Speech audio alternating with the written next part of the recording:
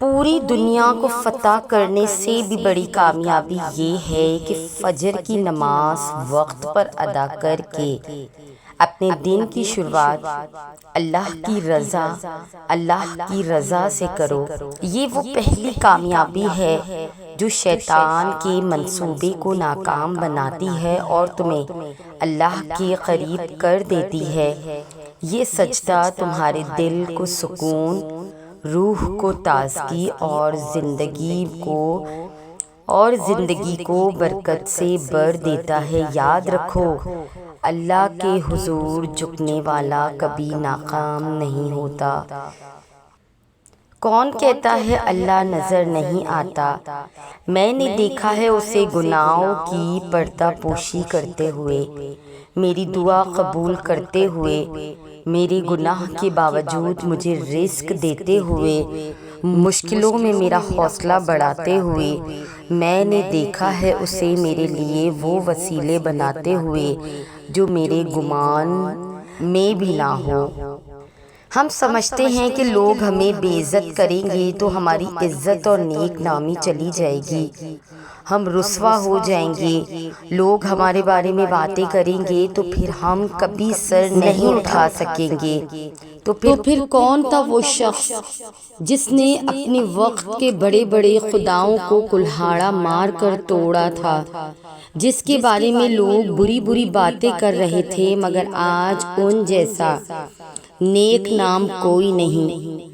لوگوں کا تو کام ہوتا ہے باتیں کرنا، کسی انسان کی عزت لوگوں کی زبانوں میں بندی نہیں ہوتی کہ وہ زبان کھولیں گے تو عزت گر جائے گی۔ صرف اللہ کے ہاتھ میں ہے ہر انسان کی عزت، وہ نہ چاہے تو کوئی رسوا نہیں کر سکتا۔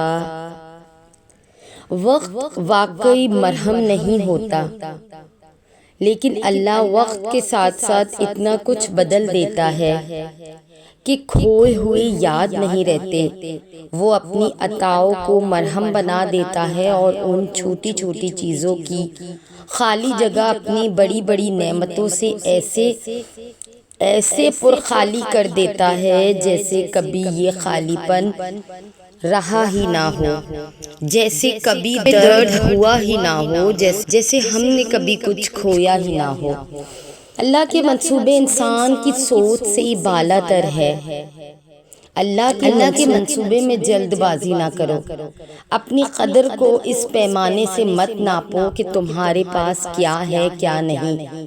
یقین رکھو کہ جو تمہارے لیے مقدر میں ہے وہ تمہیں ضرور ملے گا، اور دوسروں کی نعمت کو دیکھ کر اپنی نعمت کو کمتر سمجھنا تمہیں حسد کے دائرے میں ڈبا دے گا۔ بے شک حسد خوری اور کینہ دوزی بڑا کبیرہ گناہ ہے۔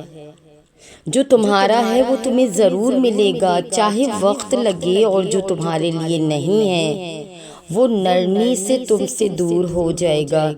تمہارے ہی بھلے کے لیے تمہارا کام صرف یہی ہے کہ تم اس کی طرف چلتے رہو، چاہے تمہارے پاس صرف تھکی ہوئی ٹانگیں ہو اور ایک پر امید دل، کیونکہ اللہ کبھی ان دلوں کو تنہا نہیں چھوڑتا جو خلوص سے اللہ کو تلاش کرتے ہیں۔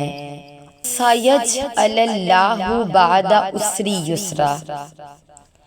زندگی کے کچھ دن بے حد بھاری ہوتے ہیں، بالکل مکہ کی سختیوں کے جیسے، حضرت یعقوب علیہ السلام کے صبر کے جیسے، مصائب یوسف علیہ السلام کے جیسے۔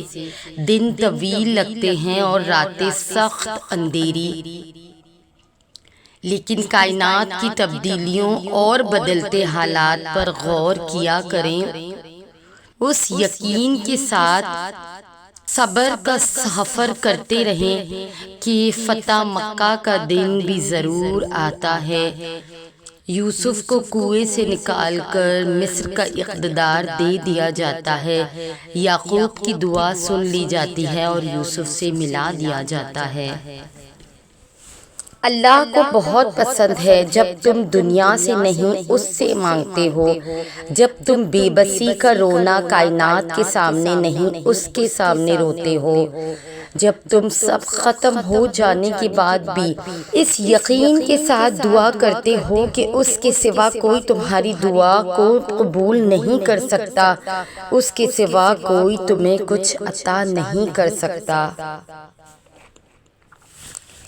میں نے گناہوں میں ڈوبے ہوئے لوگوں کو راتوں کو روتے دیکھا ہے اور نیکی کرنے والوں کو دوسروں پر ہنستے دیکھا ہے۔ کس کا کردار اچھا ہے اور کس کا برا ہے یہ صرف اللہ جانتا ہے، کیونکہ انسان صرف اچھے انسان سے محبت کرتا ہے، جبکہ اللہ تو برے انسان کو بھی اکیلا نہیں چھوڑتا۔ اس کی صفت تو یہ ہے کہ وہ اس کی دعائیں بھی قبول کرتا ہے جو اس کے آگے سجدہ ریز نہیں ہوتے۔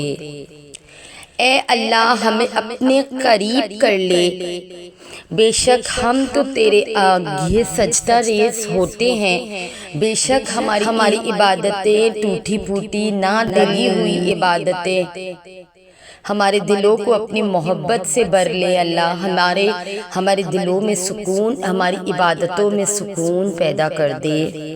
غیب سے اللہ آپ کے لیے بہت خوبصورت راستے بنائے گا۔ ابھی آپ کو چیزیں مشکل نہیں ہوں گی، لیکن یقین کریں آخر میں اللہ سب آسان کر دے گا۔ قبولیت کا اشارہ، اللہ تمہاری دعاؤں پہ راضی ہے، تبھی وہ تمہارے دل سے اس چیز کا خیال نہیں نکال رہا، اور ایک ہی دعا کی توفیق ملتے رہنا قبولیت کا اشارہ ہے۔ دعاؤں سے فوراً معجزے نہیں ہو جاتے، دعائیں آہستہ آہستہ تمہارے لیے اسباب بناتی ہیں اور پھر تمہیں اس مقام تک لے جاتی ہے جہاں معجزے ہونے ہوتے ہیں، جہاں تمہارے یقین کے سامنے تمہارا نصیب بھی گھٹنے ٹیک دیتا ہے اور اللہ کن فرما دیتا ہے۔ اللہ کی اپنے بندے سے محبت۔ دعا مانگا کرو، تھک جاؤ تو سجدے میں گر جایا کرو، وہ اللہ ہے، تمہارے آنسو بھی گنتا ہے، تمہاری خاموشی بھی سنتا ہے اور تمہیں تم سے زیادہ چاہتا ہے۔ کیوں ڈرتے ہو تم؟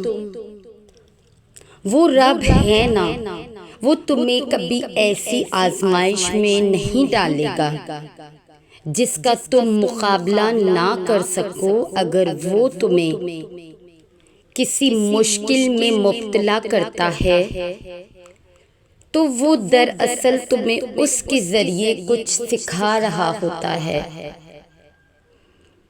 اور یاد رکھو وہ تمہارے قریب ہے، تمہاری ہر حالت میں تمہارے ساتھ ہے،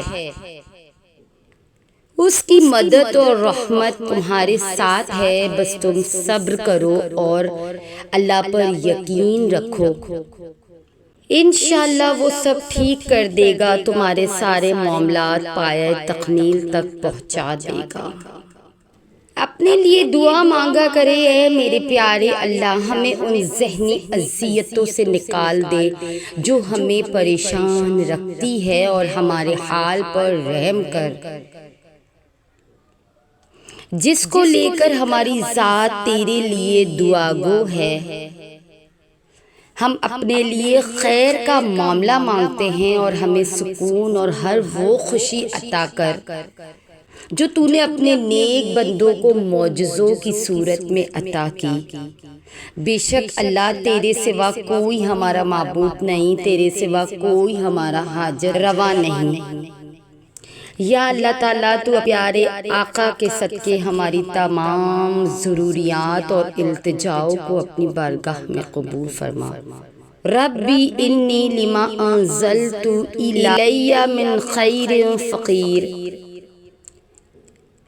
اے ہمارے رب جو خیر بھی آپ مجھ پر نازل فرمائیں میں اس کی محتاج ہوں۔ جو اللہ کو اپنا ہم سفر بنا لیتے ہیں انہیں سفر کبھی خوفزدہ نہیں کرتا، اور جو اللہ سے جڑ جاتے ہیں انہیں کوئی توڑ نہیں سکتا۔ جو دعائیں اللہ کے سپرد کر دی جاتی ہے ان کے مکمل ہونے کو کوئی موڑ نہیں سکتا۔ جو شدت سے مانگا جائے تو وہ ضرور ملتا ہے۔ اللہ تڑپ ضائع نہیں جانے دیتا، وہ دلوں کے حال سے بخوبی واقف ہے۔ جو تم چاہتے ہو وہ ملے گا، وہ نہیں تو اس سے بہترین ملے گا۔ اللہ تمہارے لیے بہتری کرتا ہے، اللہ وہ کرتا ہے جو تمہارے لیے بہترین ہوتا ہے۔ بس نا امید مت ہو، دعا کرتے رہنا اور شکر کرتے رہنا، اپنے رب پہ یقین رکھنا، وہ کبھی تمہارا دل ٹوٹنے نہیں دے گا، وہ تمہیں بچا لے گا ہر اس خوشی سے جو خوشی تمہارے لیے نقصان دہ ہو۔ اللہ کی مرضی کبھی کبھی انسان کو اس وقت مشکل لگتی ہے اپنانا، لیکن جب دل اللہ کی مرضی کو سمجھ لیتا ہے اور عقل اللہ کی رضا کو تسلیم کر لیتی ہے تو وہ مرضی تمہاری جینے کی وجہ بن جاتی ہے۔ تم خود اپنی دعاؤں سے ہی اپنا مقدر لکھتے ہو، اور تمہاری دعائیں ہی تم تک وہ سب لے آتی ہے جو تمہارا نصیب بھی تمہیں نہیں دے سکتا۔ اللہ پاک تمہیں تمہاری دعاؤں کے ذریعے ہی آزماتا ہے۔ وہ تاخیر اس لیے کرتا ہے تاکہ تمہارا یقین دیکھ سکے، وہ تمہیں ناممکن کے وسوسوں میں الجھاتا ہی اسی لیے ہے تاکہ تمہیں ممکن کی تڑپ اس کی جانب کھینچ کر لی جائے۔ اس کے سامنے تو پتے کی بھی اتنی ہمت نہیں ہوتی کہ وہ ہل جائے، تو پھر تمہارے ہاتھوں کا اس کے روبرو اٹھنا کیسے بے وجہ ہو سکتا ہے؟ وہ جب تمہاری دعاؤں کو قبولیت کے لیے چن لیتا ہے تب وہ تمہارے دل میں دعا کا خیال بھی خود ہی ڈال دیتا ہے۔ تم سوچتے ہو کہ جو مانگ رہے ہو وہ کیسے قبول ہوگا، اور وہ تمہیں خبر ہی نہیں ہونے دیتا کہ اس نے تمہیں ہی تمہاری دعاؤں کی قبولیت کا وسیلہ بنا دیا۔ تم نصیب اور وقت سے لڑتے ہو یہ سوچے بنا ہی کہ نصیب لکھنے کا اختیار تو اللہ پاک نے تمہیں دے رکھا ہے کہ اپنی دعاؤں سے جب چاہو جو چاہو بدل ڈالو۔ جو دعا چاند کو 2 ٹکڑوں میں تقسیم کر کے اسے اپنی جگہ سے سرکا سکتی ہے، تمہیں کیا لگتا ہے کہ وہ تمہارا مقدر نہیں بدل سکتی؟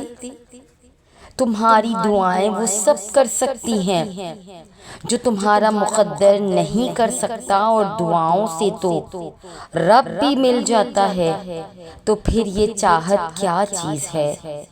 بس تمہیں یقین رکھنا ہے کہ جو اس سے مانگ لیا جائے وہ مل کر ہی رہتا ہے، پھر وہ تمہیں وہاں سے دے گا کہ تمہاری دعائیں بھی حیران رہ جائیں گی اور تمہاری عقل بھی دنگ رہ جائے گی۔ تو یہ تھی ہماری آج کی ویڈیو۔ اگر آپ ہماری اس کاوش کو پسند کرتے ہیں تو ہمارے چینل کو سبسکرائب کر کے ہمارے ساتھ جڑ جائیے۔ جزاک اللہ۔